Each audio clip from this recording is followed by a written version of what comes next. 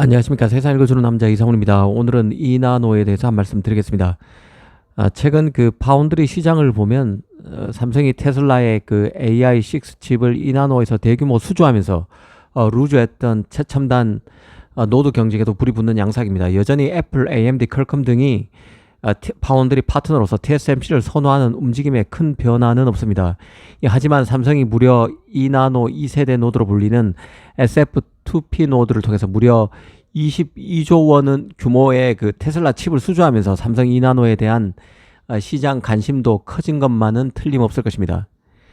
특히 그 올 연말에는 엑시노스 2600 그 AP를 만들 삼성의 이나노 1세대 노드 SF2에 이은 이나노 두 번째 노드죠. SF2F2P에 대한 그 관심이 뜨거운데요.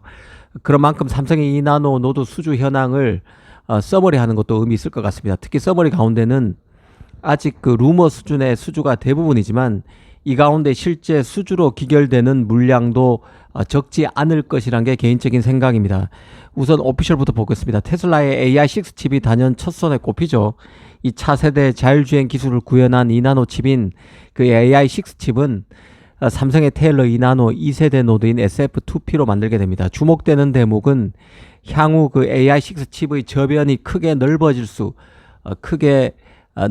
있다는 점입니다. 자율주행뿐만 아니라 로봇 등 테슬라 생태계 전반에 쓰일 수 있는 칩입니다.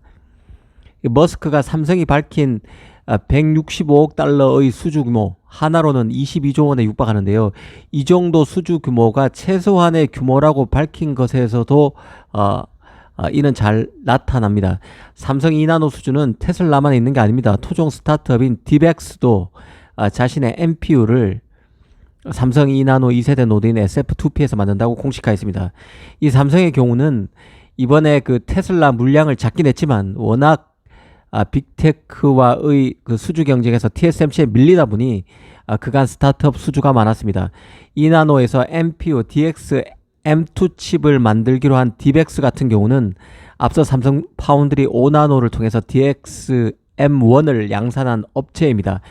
DX의 NPU는 국내뿐만 아니라 중국, 대만 등 해외 고객에게도 판매되기 때문에 삼성 파운드리에게 레퍼런스가 돼줄 수 있을 것으로 봅니다. 물론 물량 자체가 많지는 않겠죠.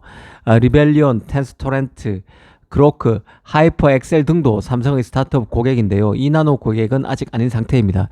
숱한 스타트업들이 NPU를 통해서 GPU를 보완하려고 노력 중입니다. NPU는 이 범용성이 뛰어난 GPU보다 전반적인 칩 성능은 낮지만 전력 효율이 좋고 또 특정 목적에는 최적화된 프로세서여서 쓸모가 있는 것이죠. 삼성 파운드리로서는 엔비디아, AMD의 GPU 수주에 공을 들여야 하겠지만 스타트업도 외면해서는 안 된다는 생각입니다. 스타트업 같은 경우는 TSMC가 배려하기는 어려운 물량만 수주할 것이기 때문에 삼성 입장에서는 잡을 필요가 있고 고객이 모자란 상황에서 빅테크 고객이 모자란 상황에서 스타트업으로 일단 물량을 소화해야 하는 것이죠. 더군다나 스타트업이 빅테크에게 자신의 NPU나 칩셋을 매각하게 될 경우에는 팔게 될 경우에는 NPU 물량도 크게 늘어날 수 있기 때문에 마중물이 돼줄 수 있는 물량입니다. 그게 바로 스타트업 물량이죠. 삼성 이나노 수주와 관련해서 또 잘 봐야 할 게 소니입니다. 소니가 차세대 게이밍 기기인 플레이스테이션 포터블에 탑재될 시스템 5칩 SoC를 개발 중인데 이를 AMD가 맡고 있고 이 게임 칩 제작을 위해서 삼성의 이나노 2세대 노드인 SF2P에서 만들기 위해서 논의 중이라는 소식이 있었습니다. 물론 아직 오피셜은 아닌 상태입니다.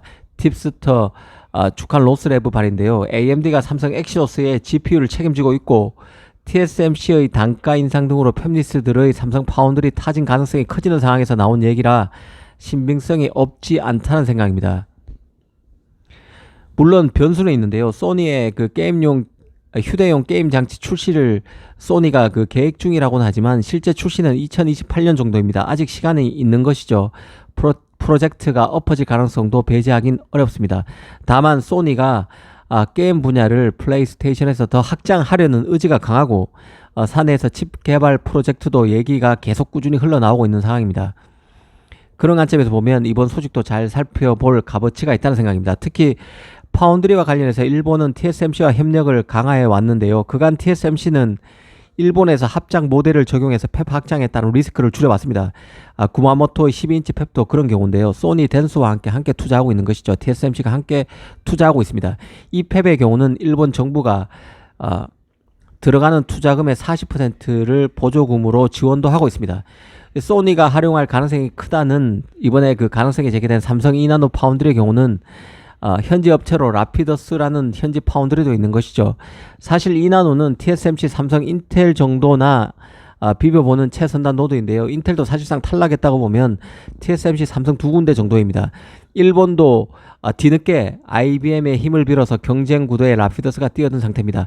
하지만 라피더스는 기업 간 결합 형태라서 구심력 자체가 약한 만큼 소니가 삼성을 적극적으로 활용할 가능성은 충분하다는 생각입니다. TSMC의 경우는 미국 팹리스와의 밀착 강화로 소니와 같은 일본 업체에게까지 칩 물량을 할당하기는 제작 설비 물량을 할당하기는 쉽지 않은 상태이기 때문에 삼성이 대안이 돼줄 수 있습니다. 마지막으로 퀄컴도 잘 봐야 하는데요. 퀄컴은 한 달여 뒤인 오는 9월 23일 스냅드래곤 서밋 행사를 엽니다. 여기서 삼성의 갤럭시 S26에 들어갈 스냅드래곤 8 엘리트 2 칩을 공개하는데요. 이 칩은 전량 TSMC 3나노 파생 노드인 N3P에서 만들어진다고 알려져 왔는데 최근 스냅드래곤 AP와 관련해서 다른 기류의 얘기들도 조금씩 흘러나오고 있습니다. 다른 기류의 얘기란 것은 바로 삼성 파운드리 활용설이 여전히 살아있다는 의미인데요. 삼성이 스냅드래곤 8 엘리트 2 칩의 일부를 삼성 2나노 노드에서 만들 수 있다는 게 핵심입니다. 여기서 2나노 노드는 1세대인 SF2입니다. 다만 삼성이 만들게 되는 스냅드래곤 8 엘리트 2 칩이 내년 초에 나오는 갤럭시 S26에 탑재될 수 있을지는 미지수로 보는 견해가 아직은 많은 상태입니다. 갤럭시 S26에 들어갈 수도 있고 내년 초가 아니라 내년 하반기 출시되는 삼성의 폴더블 폰에 삼성 2나노에서 제작된 스냅드래곤 8 엘리트 2 칩이 탑재될 수 있다는 관측도 있습니다.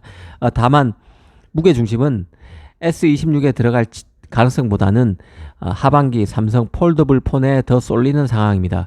결국 이도 삼성 파운드리 2나노 수율이 관건이 될 것으로 보이는데요. 삼성이 자체 AP인 엑시노스 2600을 2나노에서 올 하반기 SF2 노드를 통해서 무난히 양산할 수 있느냐가 퀄컴 AP 제작의 볼륨, 규모와 AP의 탑재 시기와 맞물린 어떤 제품의 스마트폰에 탑재되느냐를 결정지을 것으로 봅니다. 이와 관련해서 중국의 유명 팁스터인 디지털 채스테이션이 눈에 띄는 업로드를 한 적이 있습니다. 삼성 2나노에서 제작되는 스냅드래곤 8 엘리트 2 칩 물량이 중국 스마트폰에 탑재될 가능성도 있다는 게 핵심입니다. 중국 업체들이 퀄컴에서 만드는 AP 중에 이 가격 경쟁력에서 메리트가 있는 AP를 원하고 있고, 이 때문에 퀄컴이 3나노 TSMC 3나노 파생노드 N3P보다 삼성 2나노 1세대 노드인 SF2를 더 선호할 수 있다는 것이고, 여기서 제작된 AP를 중국 스마트폰 업체들이 탑재할 수도 있다는 게 내용의 핵심입니다. 이 퀄컴의 삼성 2나노 활용설과 관련해서 또 하나 주목할 것은 퀄컴이 자신의 스냅드래곤 8 엘리트 2 칩 외에도 다른 칩을 삼성 파운드리에 추가로 테스트 중이라는 얘기도 외신에서 간간히 지금 계속 나오는 상황인데요. 이른바 트레일 블레이저라는 프로젝트입니다. 이 트레일 블레이저는 모바일 AP가 아니라 슈퍼컴퓨터용 CPU 또는 차량용 반도체일 것으로 추정되고 있는데요. 이 트레일 블레이저 프로젝트의 실체도 조만간 나타날 가능성이 큰데요. 이것도 잘 살펴볼 필요가 있을 것 같습니다. 오늘은 TSMC 추격의 핵이 될 2나노 노드에 대해서, 그리고 삼성의 수주 가능성에 대해서도 한번 살펴봤습니다. 감사합니다.